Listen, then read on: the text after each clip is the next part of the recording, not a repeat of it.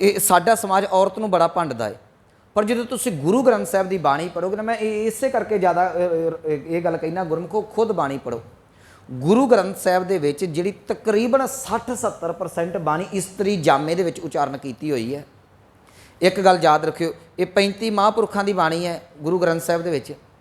ते जे फिजिकल तौर पर वेखदे 35 ते 35 ही मेल ने, मनुखा जामा आदमी का जामा है।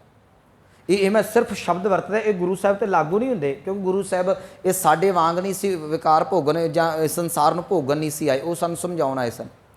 पर जे फिजिकल तौर पर तुसीं इक्को सिर्फ परसेंट इनूं रख के वेखोगे, वो शरीरक जामा जिहड़ा है वो मनुखा जन्म जिहड़ा है वो आदमी दा है, एक भी बीबी दी बाणी दर्ज नहीं। हाँ, बीबियां दा जिक्र है, गणका दा जिक्र है, वो एक बीबी सी। पर एक गल याद रखे, जदों भी शब्द उचारण किए गए तकरीबन 60-70% जिहड़ी बाणी है वो औरत जामे दे विच उचारण की हुई है। उहदा एक कारण है, काफ़ी समा पहला मैं इत्थे विचार की ते साडे मैडम डॉक्टर बेदी जी ने मैंने बड़ी सोहनी गल कही। ये कहन लगे औरत दे अंदर कोमलताई हुंदी है। मैं ये गल प्रवान करदा हाँ, औरत दे अंदर धीरज है, औरत दे कोल वो गुण ने जिहड़े कई वारी मनुख नूं समझण लगे, आदमी नूं समझण लगे कई लम्मा समा लग जाता है। बाणी ने सीधी गल ही मुका दी, कहन लगे जिवें एक औरत अपने पति दे कोलों कुछ नहीं लुकाउंदी, तू रब दे कोलों कुछ ना लुकावीं। एक पत्नी पति वरता धर्म निभा के पति की खुशी लै जाती है, तू जग्यासू दा भगत दा धर्म निभा के ते परमात्मा की खुशी लै जावेगा। तुसी एक नहीं, मैं किन्नियां उदाहरणा देवां, सतगुरां ने मैं कामन मेरा कंत करतार, ये एक नहीं अनेकां थावां दे उत्ते जिहड़ा वो इस्तरी रूप दे विच परमात्मा नूं पुकारन दा यतन कीता। उहदा कारण सी औरत दा हिरदा बहुत पवित्र ते बहुत कोमल हुंदा है। मैं बड़ी वारी वेख्या सब तो वध जे किसी नूं इमोशनल कीता जा सकदा वो औरत नूं है, झट इमोशनल कर लैंदे। इहो शायद साडा कारण है कि साडे बच्चे कई वारी थोड़ा जिहा थिड़क भी जांदे ने, क्योंकि बच्चियां इमोशनल बहुत छेती हो जांदियां ने। हाँ, जिहड़ा मनुखा जामा मर्द का जामा है ये थोड़ा जिहा दिल इन्हां दा सख्त हुंदा है। पर एक गल याद रखियो, सतगुरु इत्थे बख्शिश करते हैं। मैं ये तां थोड़ा जिहा टॉपिक लै लिया, गुरु घर दे विच औरत नूं नहीं भंडिया गया, सिर्फ उस बिरती नूं भंडिया गया है जिहड़ी बिरती तैनूं पाप कमाउण वाल प्रेरित करती है। गुरु हरगोबिंद साहिब जी का प्रकाश दिहाड़ा मनाया तो मैं उस दिन 2 औरतों का जिक्र किया सी, 2 दाईयां का। आप नूं ज्ञात होवे, एक दाई सी फतो, ये याद रखियो, जिहड़ी गुरु हरगोबिंद साहब महाराज जी नूं जहर दिंदी वो भी औरत है। एक दाई है दौलतां, जिहड़ी गुरु नानक साहब के जन्म वेले सतगुरां के प्रकाश वेले याद रखियो रहमतां मान के अपना जीवन सफल कर गई है। हुण किनूं भंडोगे तुसीं बिरती नूं भंडोगे, जिहड़ी बिरती जिहड़ी है गुरु घर वाल गंदी निगाह दे नाल उठी कि मैं गुरु नूं खत्म कर देवां, औरत नूं नहीं कदी भी भंडो। क्योंकि बाणी कहिंदी है कि सो क्यों मंदा आखीए जित जमै राह जान। मैं अगली बेनती, चलो टॉपिक छड़ के मैं एक होर बेनती कर देवां, औरत दा मर्द की जिंदगी दे विच सही या गलत पासे प्रेरित करन दे विच बहुत वड्डा हत्थ हुंदा है। ये सानूं मनना पवेगा।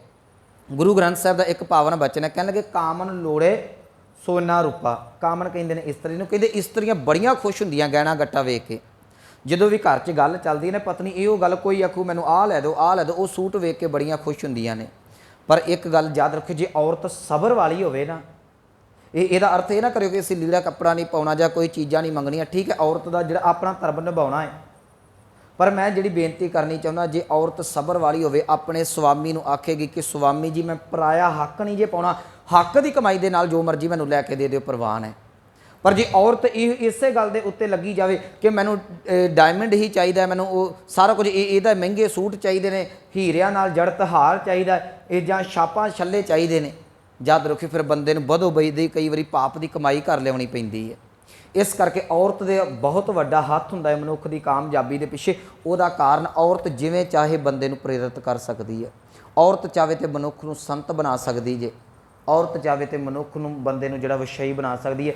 एक मेरे सामने बड़ी सोहनी उदाहरण, एक मैं गुरसिख परिवार नूं जानदा जी, वो परिवार गुरु दे नाल जुड़िया, उन्हां दे घर दी जिहड़ी औरत दा रूल बहुत सोहना है। उहदे बच्चे ने छोटे छोटे अजे, कहन लगी मैं अपने घर दे विच उन्ना चिर चाह किसी नूं नहीं देंदी जिन्ना चिर कोई नितनेम नहीं कर लैंदा। बच्चा रोंदा रहे जिन्ना चिर बच्चा भी बच्चे की उम्र के हिसाब नाल, जो छोटे सन मूल मंत्र करना है, गुर मंत्र करना, वड्डे होए तो हुण जपजी साहब, तो उहदा स्वामी उहदा पति वो सारा परिवार अमरधारी है। कहंदे मैं उन्ना चिर तक प्रशादा नहीं घर दे विच उन्हां नूं तैयार करके देंदी जिन्ना चिर कोई नितनेम ना। ये औरत की बिरती है ना, किड्डी सोहनी बिरती है। बंदा हुण रोटी तो लाउणों रहा रोज़, ਜੇ ਰੋਜ਼ ਦੀ ਕਿਚ-ਕਿਚ ਤੋਂ ਚੰਗਾ ਉਹਨੇ ਆਣਾ ਵੀ ਨਿਤਨੇਮ ਕਰਨਾ ਚੰਗਾ, ਰੋਜ਼ ਕਿਹੜਾ ਕਿਚ-ਕਿਚ ਕਰੇ, ਕੌਣ ਮੱਥਾ ਮਾਰੇਗਾ। ਗੱਲ ਵੀ ਬੜੀ ਵਧੀਆ ਹੈ। ਜੇ ਔਰਤ ਦੇ ਹੱਥ ਦੇ ਵਿੱਚ, ਜੇ ਔਰਤ ਉੱਠਦਿਆਂ ਸਵੇਰੇ ਕਹਿ ਦੇ ਕਿ ਮੈਨੂੰ ਸ਼ਾਮਾਂ ਨੂੰ 10,000 ਵਾਲਾ ਸੂਟ ਚਾਹੀਦਾ, ਬੰਦਾ ਕਹਿੰਦਾ ਲੈ ਇਹ ਆਹ ਜੱਬ ਮੈਂ ਪਹਿਲਾਂ ਮਕਾਉਣਾ, ਕੰਮ ਤੇ ਜਾਂਦਾ ਬਾਅਦ ਦੇ ਵਿੱਚ ਪਹਿਲਾਂ ਸੋਚਦਾ ਮੈਂ ਠੱਗੀ ਮਾਰ ਕੇ ਕਿੱਥੋਂ ਇਹ ਡਿਮਾਂਡ ਪੂਰੀ ਕਰਾਂ। ਯਾਦ ਰੱਖਿਓ ਇਹ ਔਰਤ ਦੇ ਕੋਲ ਬਹੁਤ ਗੁਣ ਨੇ। ਅੱਜ ਬਹੁਤ ਜ਼ਿਆਦਾ ਸਾਡਾ ਸਮਾਜ ਜਿਹੜਾ ਹੈ, ਇਹ ਮੈਂ ਬੜੀ ਵਾਰੀ ਅਰਜ਼ ਕੀਤੀ ਕਿ ਔਰਤ ਦੇ ਕੰਟਰੋਲ ਦੇ ਵਿੱਚ, ਚੰਗੀ ਗੱਲ ਹੈ ਕਿਉਂਕਿ ਔਰਤ ਦਾ ਹਿਰਦਾ ਬਹੁਤ ਕੋਮਲ ਹੈ। ਪਰ ਇੱਕ ਗੱਲ ਯਾਦ ਰੱਖਿਓ, ਜੇ ਔਰਤ, ਮੈਂ ਇਸੇ ਕਰਕੇ ਬੇਨਤੀ ਕਰਦਾ ਨਾ, ਜੇ ਔਰਤ ਬਾਣੀ ਦੇ ਨਾਲ ਗੁਰਮੁਖੋ ਜੁੜ ਗਈ ਨਾ, ਉਹ ਸਾਰੇ ਸਮਾਜ ਨੂੰ ਸੁਧਾਰ ਸਕਦੀ। ਆਪਣਾ ਪਰਿਵਾਰ, ਮੈਂ ਪਿਛਲੇ ਦਿਨੀ ਅਰਜ਼ ਕੀਤੀ ਸੀ, ਕੁਵਾਰੀ ਹੈ ਬੱਚੀ, ਆਪਣੇ ਛੋਟੇ ਭੈਣ ਭਰਾਵਾਂ ਨੂੰ ਬਾਣੀ ਪੜ੍ਹਾਏਗੀ, ਵਿਆਹੀ ਗਈ ਹੈ ਪਤੀ ਨੂੰ ਸਿੱਧੀ ਲਾਈਨ ਤੇ ਪਾਵੇਗੀ, ਆਪਣੇ ਬੱਚਿਆਂ ਨੂੰ ਜਿਹੜਾ ਬਾਣੀ ਦੇ ਨਾਲ ਜੋੜੇਗੀ, ਜਿੱਦਣ ਦਾਦੀ ਬਣੇਗੀ ਪੋਤਰੇ ਪੋਤਰੀਆਂ ਦੋਤੇ ਦੋਤੀਆਂ ਨੂੰ ਗਾਂ ਜਾ ਕੇ ਗੁਰਬਾਣੀ ਦੇ ਨਾਲ ਜੋੜੇਗੀ। ਇਹ ਇਸ ਕਰਕੇ ਸਭ ਤੋਂ ਜ਼ਿਆਦਾ ਜਿਹੜਾ ਜ਼ੋਰ ਹੈ ਉਹ ਔਰਤ ਦੇ ਇਸ ਕਰਕੇ ਦਿੱਤਾ ਹੈ ਕਿ ਇਹਦੇ ਹੱਥ ਦੇ ਵਿੱਚ ਬੜੀ ਤਾਕਤ ਹੈ। ਪਰ ਇਹ ਸਾਡਾ ਸਮਾਜ ਸੀ ਜਿਹੜਾ, ਇਹ ਮਰਦ ਪ੍ਰਧਾਨ ਸਮਾਜ, ਔਰਤ ਨੂੰ ਮਾੜੀ ਕਹਿੰਦਾ ਸੀ, ਔਰਤ ਨੂੰ ਅੱਗੇ ਨਹੀਂ ਸੀ ਆਉਣ ਦਿੰਦਾ। ਅੱਜ ਵੀ ਕਈ ਘਰਾਂ ਦੇ ਵਿੱਚ ਕੋਈ ਗੱਲ ਚੱਲਦੀ ਹੈ ਨਾ, ਜੇ ਕਿਤੇ ਬੀਬੀ ਬੋਲਣ ਲੱਗੇ ਅਸੀਂ ਫਟ ਇਹ ਉਖੜੀ ਕੁਵਾਰੀ ਵਾਂਗੂ ਪੈ ਕੇ ਪੈ ਜਾਂਦੇ, ਤੈਨੂੰ ਕੀ ਪਤਾ ਹੈ। ਪਰ ਇੱਕ ਗੱਲ ਯਾਦ ਰੱਖਿਓ, ਮੈਂ ਇੱਕੋ ਗੱਲ ਕਹਿਣਾ ਨਾ, ਕਿ ਉਹਦਾ ਦਿਮਾਗ ਘੱਟ ਹੈ, ਉਹਨੂੰ ਸਾਰਾ ਕੁਝ ਪਤਾ ਹੈ। ਤੁਸੀਂ ਬਰਾਬਰਤਾ ਦਾ ਅਧਿਕਾਰ ਦਿਓ, ਘਰ ਨੂੰ ਔਰਤ ਸਵਰਗ ਬਣਾ ਕੇ ਰੱਖ ਦੇਗੀ। ਜਦੋਂ ਔਰਤ ਨੂੰ ਤੁਸੀਂ ਨੀਵਾਂ ਵਿਖਾਉਂਦੇ ਜੇ, ਉਹ ਬਸ ਫਿਰ ਬੰਦੇ ਦੀ ਬਸ ਕਰਾ ਕੇ ਰੱਖ ਦਿੰਦੀ ਹੈ। ਇਹ ਸੱਚੀ ਗੱਲ ਹੈ। ਜਿੱਥੇ ਔਰਤ ਨੂੰ ਬਰਾਬਰਤਾ ਦੀ ਮਿਲਦੀ ਹੈ ਨਾ, ਅਧਿਕਾਰ ਮਿਲਦਾ ਹੈ, ਇਹ ਦੋਵੇਂ ਮੀਆਂ ਬੀਬੀ ਬਰਾਬਰ ਨੇ, ਉਹ ਘਰ ਸਵਰਗ ਵਰਗਾ ਹੈ, ਦੋਵੇਂ ਖੁਸ਼ ਰਹਿੰਦੇ ਨੇ, ਸਾਰੀ ਫੈਮਿਲੀ ਹੈਪੀ ਹੈ। ਤੇ ਜਿੱਥੇ ਬੰਦਾ ਦਬਾਉਂਦਾ ਹੈ, ਫਿਰ ਔਰਤ ਵੀ ਕਹਿੰਦੀ ਹੈ ਅੱਜ ਕੱਲ੍ਹ ਕੌਣ ਦੱਬਦਾ ਹੈ ਜੀ, ਕਿਹਦਾ ਜੀ ਕਰਦਾ ਅਧੀਨਗੀ ਸਵੀਕਾਰ ਕਰਨ ਨੂੰ, ਫਿਰ ਉਹ ਘਰ ਬਹੁਤਾ ਸਮਾਂ ਨਹੀਂ ਚੱਲਦੇ। ਇੱਥੇ ਸਤਿਗੁਰੂ ਸਮਝਾ ਰਹੇ ਨੇ, ਮੈਂ ਇਹ ਤਾਂ ਬੇਨਤੀ ਕਰ ਦਿੱਤੀ, ਮੈਂ ਤਾਂ ਇੱਥੇ ਬੀਬੀਆਂ ਖੁਸ਼ ਹੋ ਜਿਓ ਕਿ ਸਤਿਗੁਰਾਂ ਨੇ ਬੰਦਿਆਂ ਨੂੰ ਕਿਹਾ ਜੀ ਤੁਸੀਂ ਪਰਾਈ ਨਿਗਾਹ ਦੇ ਨਾਲ ਨਹੀਂ ਵੇਖਣਾ, ਇਹ ਹੁਕਮ ਬਰਾਬਰ ਲਿਆ ਸਾਨੂੰ ਸਾਰਿਆਂ ਨੂੰ। ਇਹ ਰਹਿਤ ਮਰਿਆਦਾ ਦੇ ਵਿੱਚ 4 ਬੱਜਰ ਕੁਰੈਤਾਂ ਨੇ, ਤੀਸਰੀ ਬੱਜਰ ਕੁਰੈਤ ਹੈ ਜੀ ਪਰਾਈ ਇਸਤਰੀ ਪਰਾਏ ਮਰਦ ਦਾ ਗਮਨ ਕਰਨਾ, ਉੱਥੇ ਦੋਵਾਂ ਦੇ ਲਈ ਬਰਾਬਰ ਹੈ।